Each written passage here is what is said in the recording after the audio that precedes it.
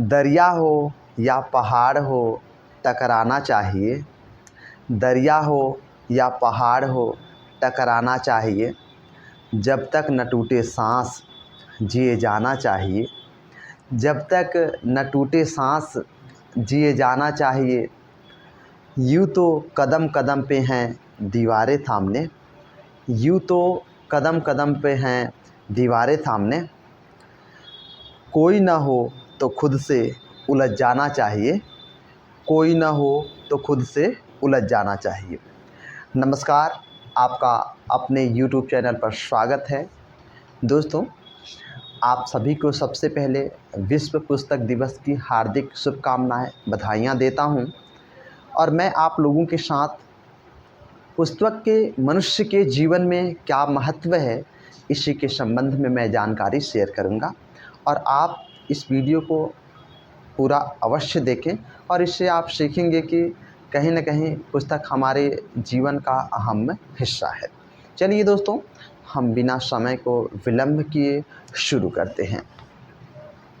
दोस्तों, वाकई में हम थोड़ी बेसिक समझ लेते हैं, फिर हम समझेंगे कि पुस्तकों के हमारे जीवन में क्या सर्वांगीण विकास में क्या योगदान है। दोस्तों, जब हम प्राइमरी संस्था में, प्राइमरी इंस्टीट्यूशन मतलब प्राथमिक जब संस्था में हम प्रवेश करते हैं, जैसे आंगनवाड़ी हो गया, तो जब हम आंगनवाड़ी में प्रवेश करते हैं तो वहाँ हमें क से लेकर ज्ञान तक, ए से लेकर ए टू जेड 12 खड़ी गिनती वगैरह सिखाया जाता है। तो वो हमें पुस्तकों से ही कहीं न कहीं दिया जाता है कि भाई हमारा प्रारंभिक लेवल होता है और हम वहाँ पे पढ़ते हैं कि भाई ये हमारे बेसिक हैं, तो हम इसी को सीख के आगे बढ़ेंगे।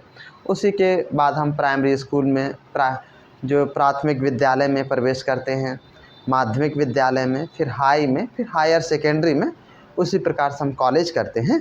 कॉलेज में भी पुस्तकों का अध्ययन करते हैं। कॉलेज के बाद एक लाइफ में गोल सेट करते हैं, उसे प्राप्त करने के लिए भी हम पुस्तक पढ़ते हैं। तो दोस्तों, ये तो हो गई हमारा शैक्षणिक दृष्टि से पुस्तकों का महत्व। अब हम कुछ समाज की दृष्टि से, अपने सर्वांगीण विकास की दृष्टि से समझने की कोशिश करते हैं। दोस्तों, मैं आपको एक एग्जाम्पल के माध्यम से समझाना चाहूँगा कि जैसे मेरे पास अभी न्यूज़पेपर रखा है। जैसे डेली का एक न्यूज़पेपर आता है। आप कोई भी न्यूज़पेपर पढ़ते होंगे शायद कि भाई दैनिक भास्कर, दैनिक जागरण, नई दुनिया, इंग्लिश मीडियम में द हिंदू आता है। चलिए, उसमें इनमें बहुत सारे रहते हैं।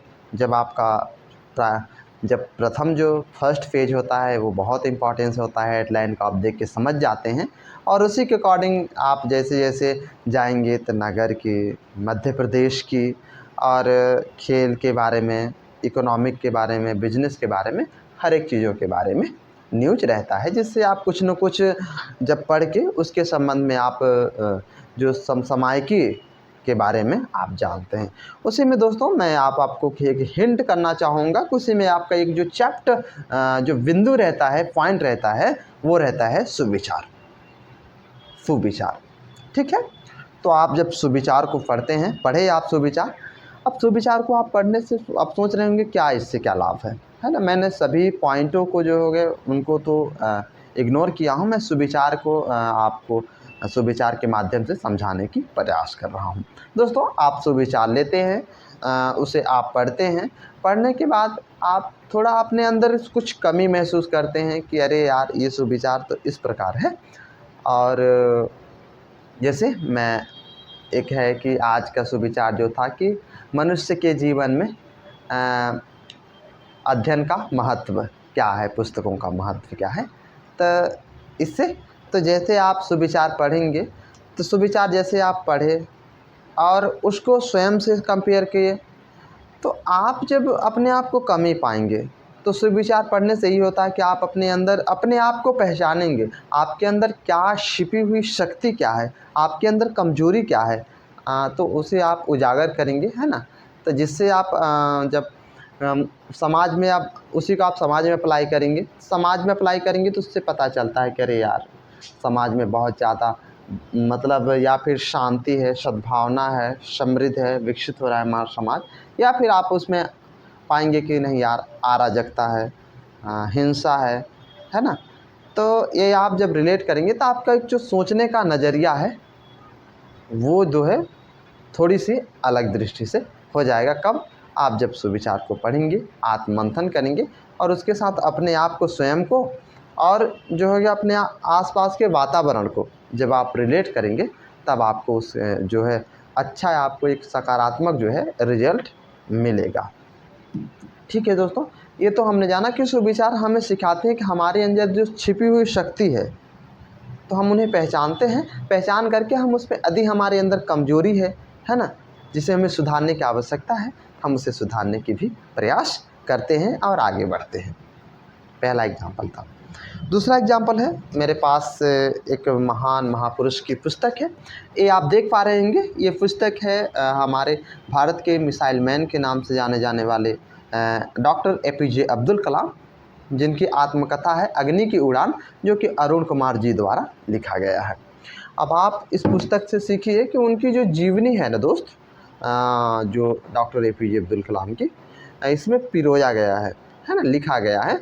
आप इस पुस्तक से पढ़ करके कुछ जो है आप अपने अंदर की जो कुछ करने की, कुछ प्राप्त करने की, आपकी सोचने की जो कैपेसिटी आप डेवलप करेंगे वो इस पुस्तक से पढ़ करके आप डेवलप कर सकते हैं। मैं इसी का एक प्रेरक कहानी शेयर करूंगा बीच में।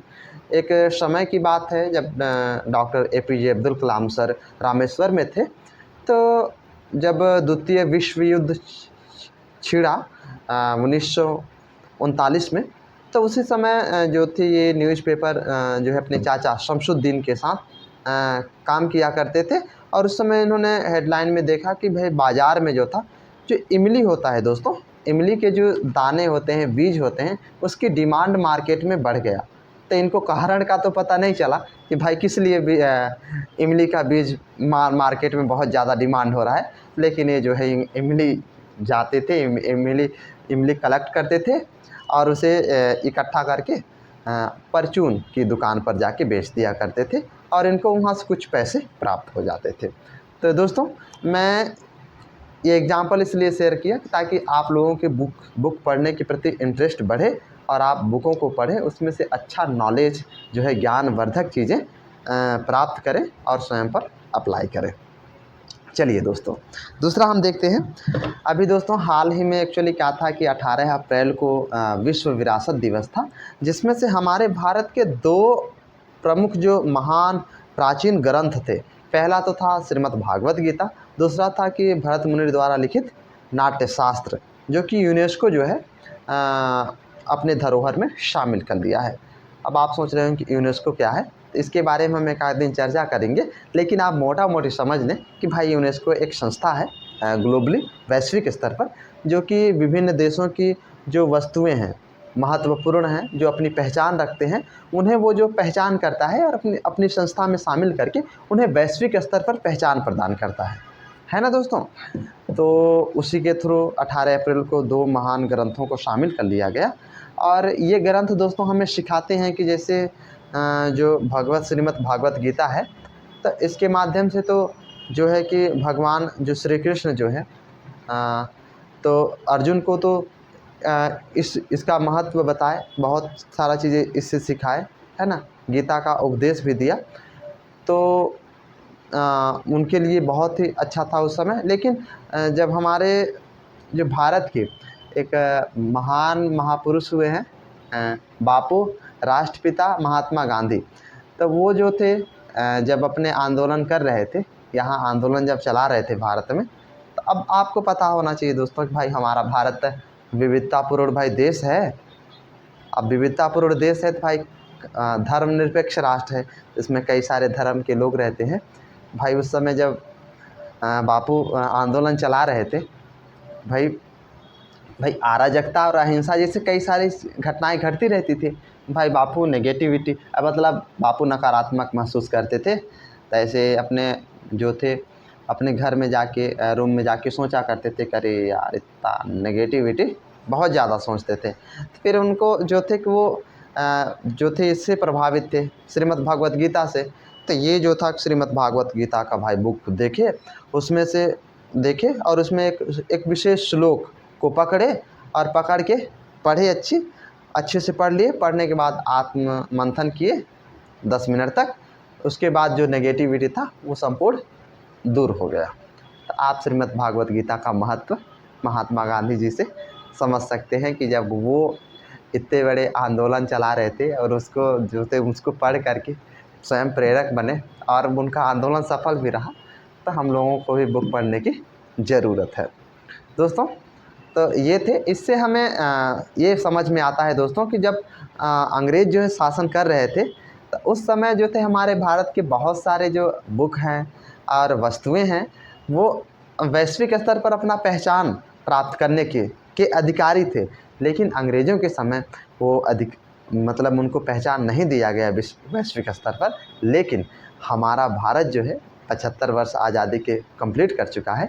इस समय उसकी जो विरासत है, उसकी जो पहचान है भारत के बहुत सारे वस्तुओं के, वो वैश्विक स्तर पर अपना पहचान जो है पा रहा है। और हम दोस्तों इसी प्रकार से आप कई सारे, जैसे जो रामधारी सिंह दिनकर द्वारा लिखा गया है तृतीय सर्ग, रश्मिरथी का तृतीय सर्ग, आप वहाँ से भी प्रेरक जो पंक्तियाँ हैं आप पढ़ सकते हैं कि भाई जब पांडव 14 जैसे 12 वर्ष का वनवास और 1 वर्ष का अज्ञातवास काट के आए थे, तब भाई जब भगवान श्री कृष्ण ने दुर्योधन को भाई समझाया था कि भाई युद्ध हम नहीं चाहते हैं, तुम केवल दे दो 5 ठो गाँव दे दो, पांडव वहीं खुशी से खाएंगे। लेकिन भाई दुर्योधन नहीं माना था, तो भयंकर युद्ध भी हुआ था। तो आप उससे समझ सकते हैं कि बुक हमारे जीवन में बहुत ही महत्वपूर्ण है और मेरा मानना है कि आपको बुक्स पढ़ना चाहिए, है ना दोस्तों। तो मैं इसी जानकारी के साथ आप लोगों से विदा लूँगा और मैं 2 पंक्तियों के माध्यम से अपने वाणी को विराम दूँगा कि बाधाएं आती हैं आएँ, घिरे प्रलय की घोर घटाएं। बाधाएं आती हैं आएँ, घिरे प्रलय की घोर घटाएं। पाँव के नीचे अंगारे हों, सिर पर बरसें यदि ज्वालाएं, तो निज हाथों में हंसते हंसते आग लगा कर जलना होगा। कदम मिलाकर चलना होगा, कदम मिलाकर चलना होगा।